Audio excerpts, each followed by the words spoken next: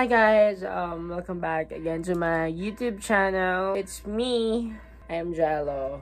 Sorry guys if medyo sick ako na kasi rhinitis ako. Anyway, ang nangyari lang naman sa weekends ko na naman, ayun, nagpa-check up lang kami, then prelims. Nagpa-check up kasi ako guys, may sa eye ko, parang may something. Pero okay na-resetahan naman ako. Na-consult na rin ako ng doctor. All goods naman. Kung naaalala nyo sa last vlog ko, sabi ko, magre-review ako ng... Ano yun? Ano nga ba yun? Papakita ko na. Kaya, 1, 2, 3. Ito na. Siyempre, bago natin i-review to, hindi ko to binili guys ha. Hindi ko to binili. Sponsored to ng ate ko. Thank you so much Ate Jenzel sa pag-sponsor na ito. Kasi alam niyo guys, ewan ko, na-motivate ako mag-vlog ng mas marami pa. Kasi sabi niya sa akin, bibilang kita ng mic, basta ituloy mo lang yung ginagawa mo. Which, thank you ate. I'm so very, very happy kasi syempre, sino ba namang ayaw, diba? Small YouTuber kasi wala kang mic. I mean, okay lang naman. Pero syempre, mas okay kasi yung quality. May quality yung video mo, yung audio mo, di ba? Lahat tayo ng small YouTubers, lahat yan. Gusto natin ng mic. Nasabi ko na, ito yung mic to. Okay, unbox na natin. Nagupit ko na siya. So,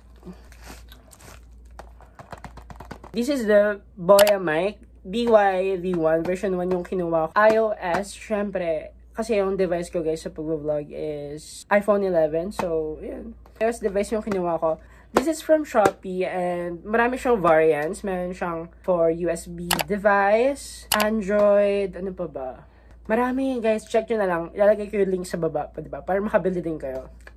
Na, unbox na natin siya. Actually kasi, nilolook forward ko na talaga to. Matagal na. So talaga ng Boya mic. Then, ayun, biglang sinabihan natin na, pumili ka na dyan ng mic mo, bibilang kita. Ah, diba? Ang galing ko. Ayun.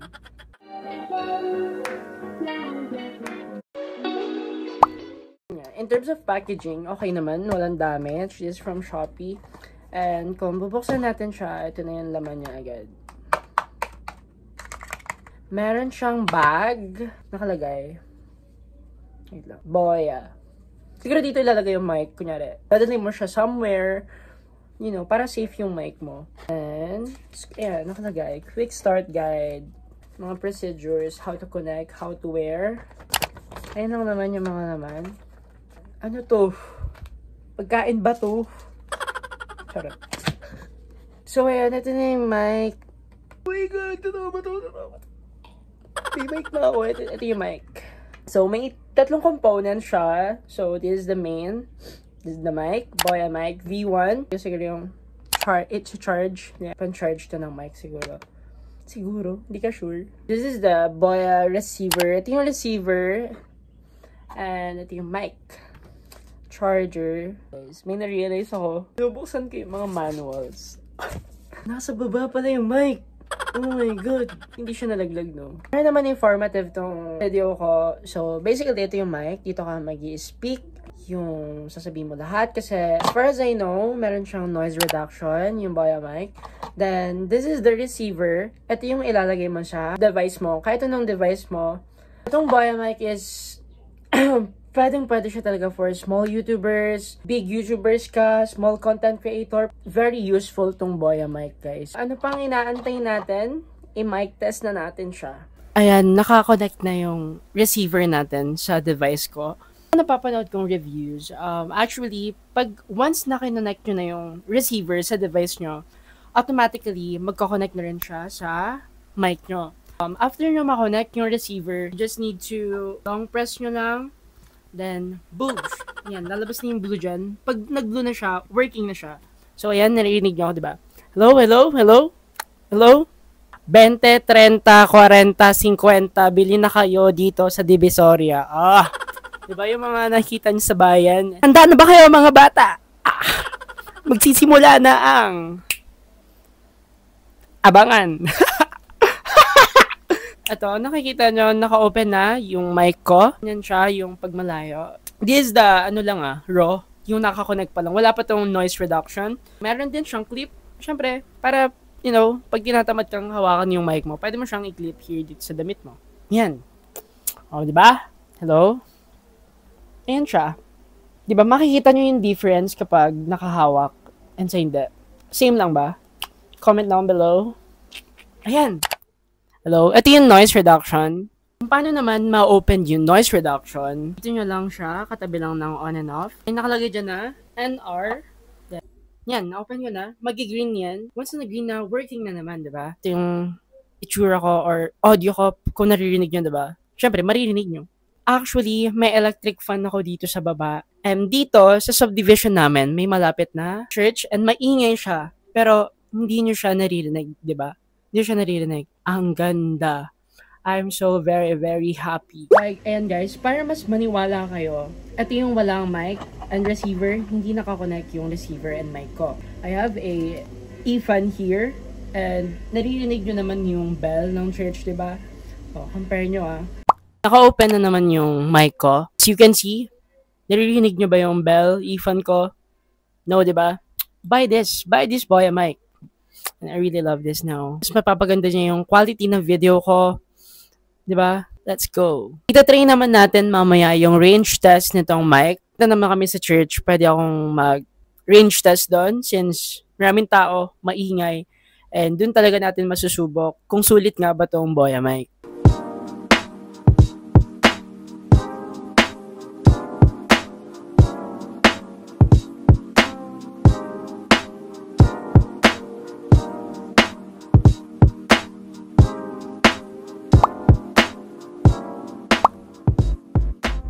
So, hi guys, we're here at Happy Go and I'm using the Boya mic V1. And ayun nga, sabi ko kanina mag-church kami and kakatapos lang namin mag-church ni Mama. Ima-mic test na natin siya kung hanggang saan yung kaya niya. Kung gaano kalayo yung mic range niya. So, let's go. Naririnig nyo pa rin ba ako? Ayan. Nakikita ko pa rin color blue pa rin yung mic. So, meron pa din. So, as you can see, may blue pa rin yung mic ko. So, it means na nag-work pa rin. Ayan na. Okay na. Nakauwi na ako ng house. Nakita nyo naman kung gaano ka-quality itong Boya mic and gaano kalayo yung kaya niya when you guys speak. And sorry guys, kanina nung pinapakita ko yung sa mic range, hindi kasi gumagana yung noise reduction. Parang nagkaroon ng slight na error lang naman. Pero no, naka-noise reduction ako or cancellation. Naka-color green siya. And I just wanna share something lang. Ayun. Naiikot pala siya ng 360. Pwede ko na siya magamit sa uni when I'm using Univlog. And syempre, hindi mawawala ang credits natin sa nag-sponsor nito. Thank you so much for this. I love you so much. Thank you for supporting me in my vlogging journey. Para sa mga small YouTubers or small content creators, guys, you should buy this because it's worth it. 1 for only pesos to. Ate bought this from Shopee. You need to buy this, you know, for starting na aspiring vloggers. You should buy this. You should buy this, guys. Good quality. Medyo humihina na ata yung ring light ko kasi konti lang yung charge niyan. I'm very thankful na I have this na. Wait lang, humihina na nga yung ring light. Diba? Open ko din pala. Thank you guys for supporting me. And na-reach na natin yung 1,800 subscribers. Yes, thank you so much.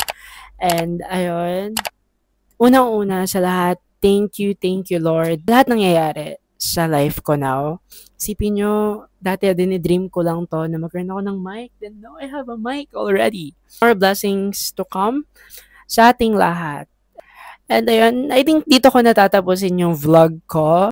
Marami na tayong magagawang magandang quality na video and audio as well. School, Univlog, I'm so excited to work talaga. Work?